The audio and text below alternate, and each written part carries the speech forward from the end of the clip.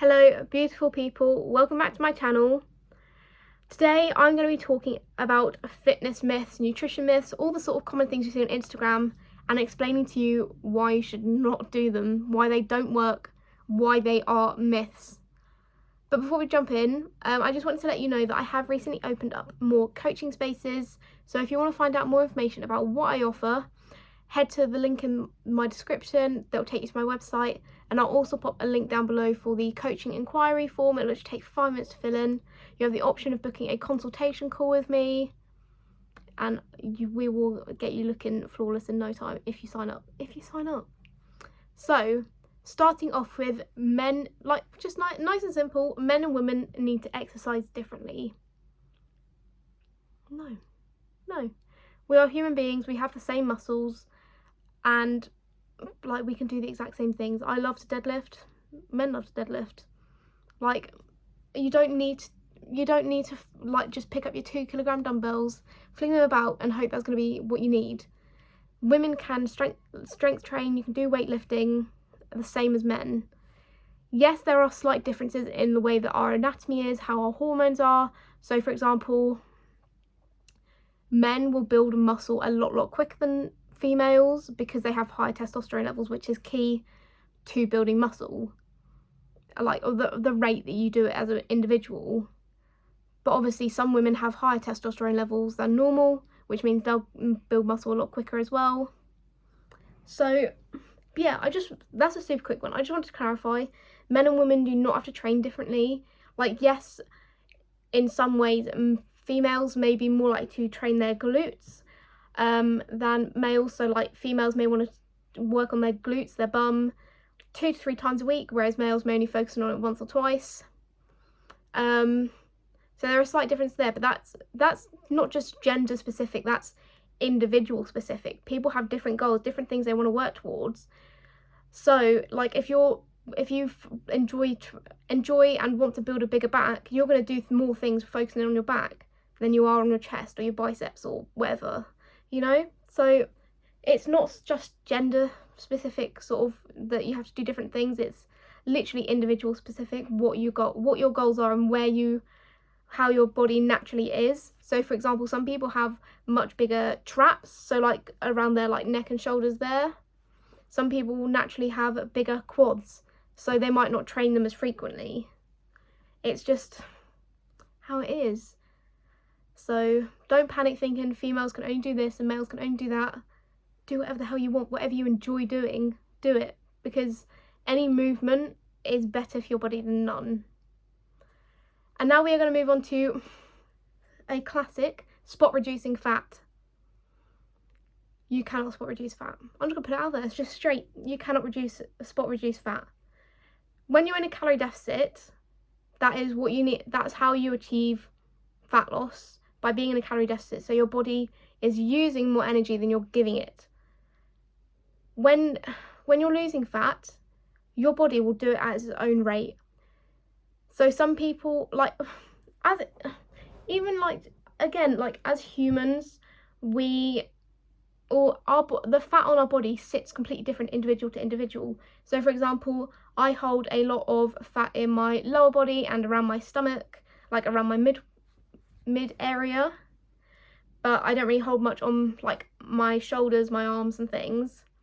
Whereas for example, so my fat is spread quite evenly, I reckon, definitely a bit more on my lower body, but that's quite a natural female thing to happen. Like that's how the case is for a lot of females. But then obviously, like, so my favourite example is Lucy Davis.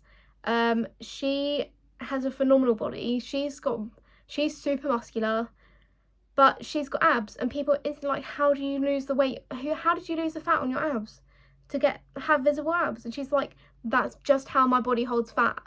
And it's totally like that. Like some people just naturally are more inclined to have abs or to have like a less fat on their thighs just because of them as an individual and how their body holds fat.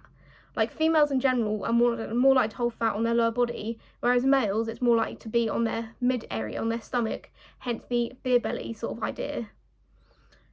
So, and because of this, how our body holds fat and the fact it's so individual, it's also super individual, the fact of how we actually lose weight. We can lose it on some areas a lot quicker than we lose it on other areas. So for example, when I was losing weight last year, I got really slim on my waist. I think my waist at one point was like 24 inches.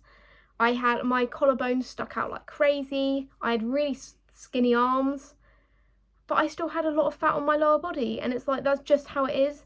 That's how your body loses weight. Like if I was to keep going further with my dieting, I probably would have lost that as well. But then the rest of my body, I would have been a stick. I would have literally been a stick.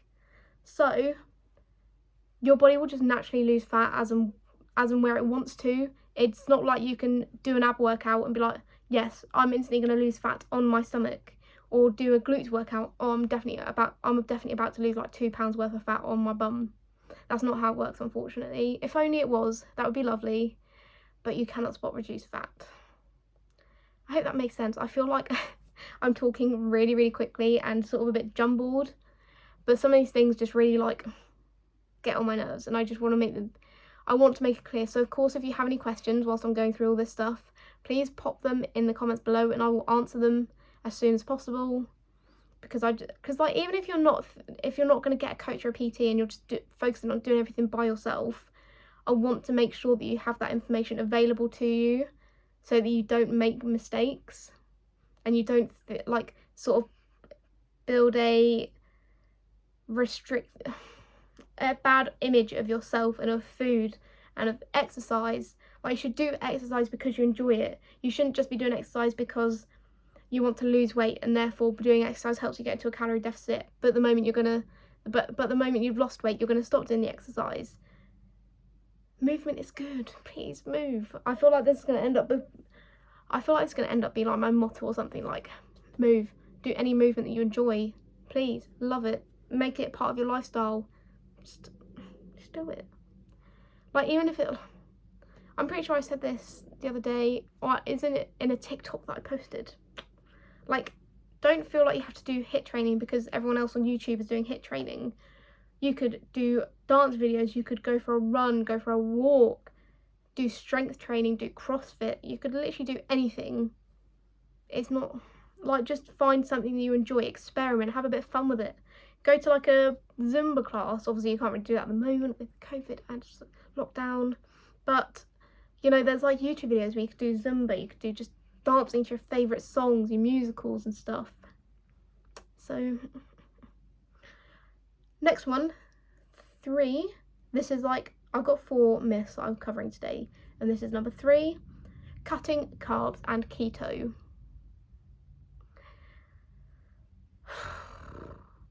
Right, so carbs are very important. Carbs are the main source of fuel in your body, and you need them. You will feel so tired and rubbish on keto because you're having like 0 carbs. You'll have like no energy.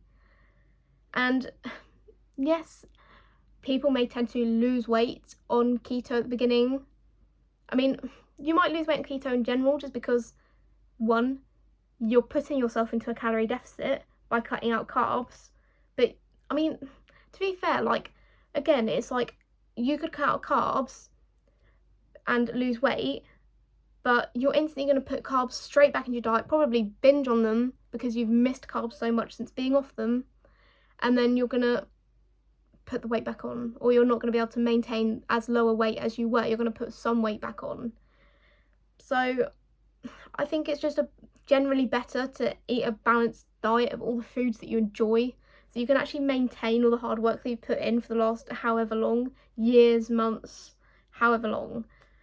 And also, at the beginning, you tend to lose a lot of weight on keto purely because with the carbs, your body holds on to water. By not having any carbs, your body is no longer holding on to so much water. So yes, you may suddenly have a dip in weight when you start keto and you start cutting out carbs, but it's purely just water. It's not fat that you're losing, it's just water.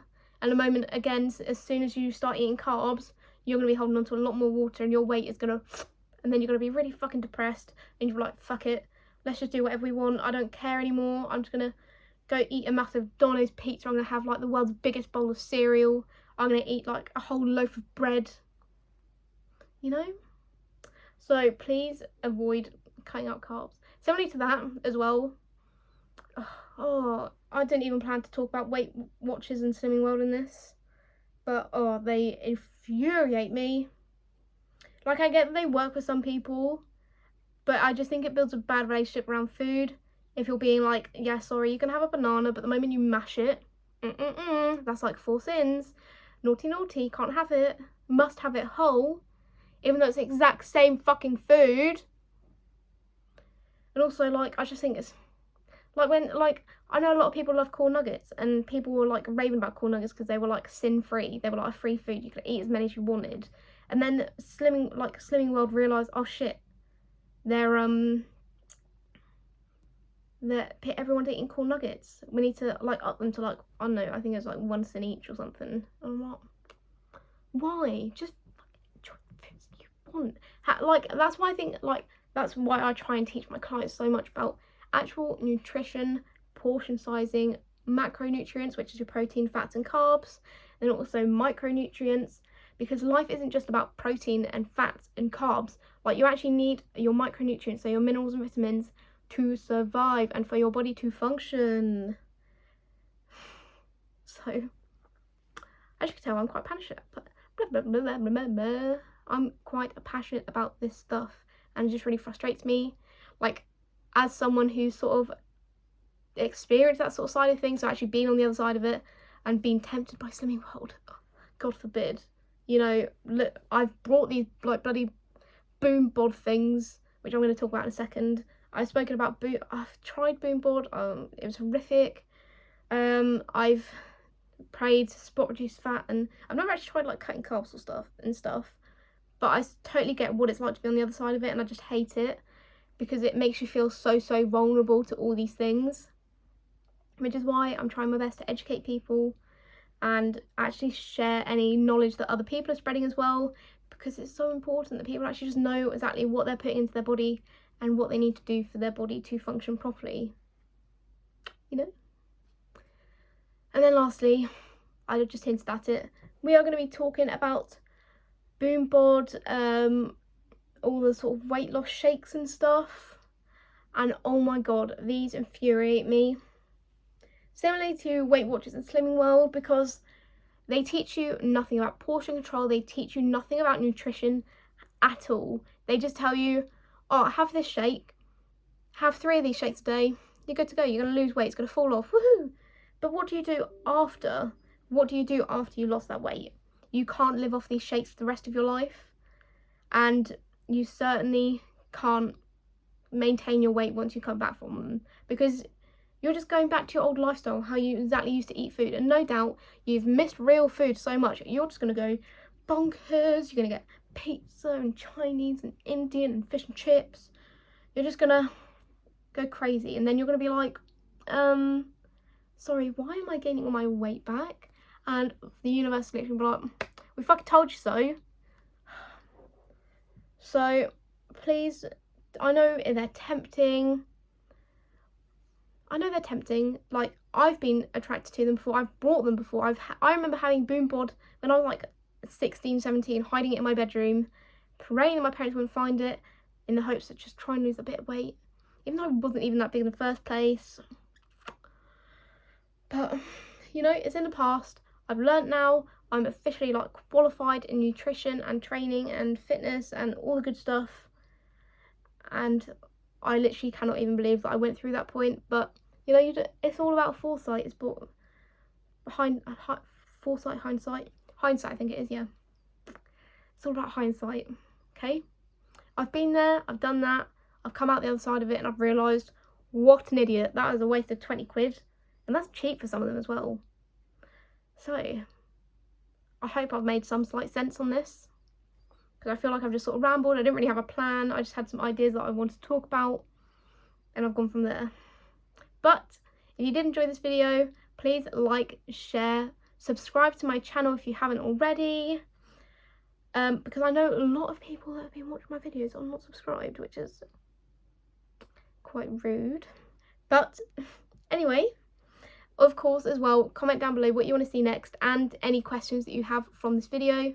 And don't forget to sign up to my coaching, because these spaces will only be available for so long, and once those spaces are filled, my pricing will be increasing.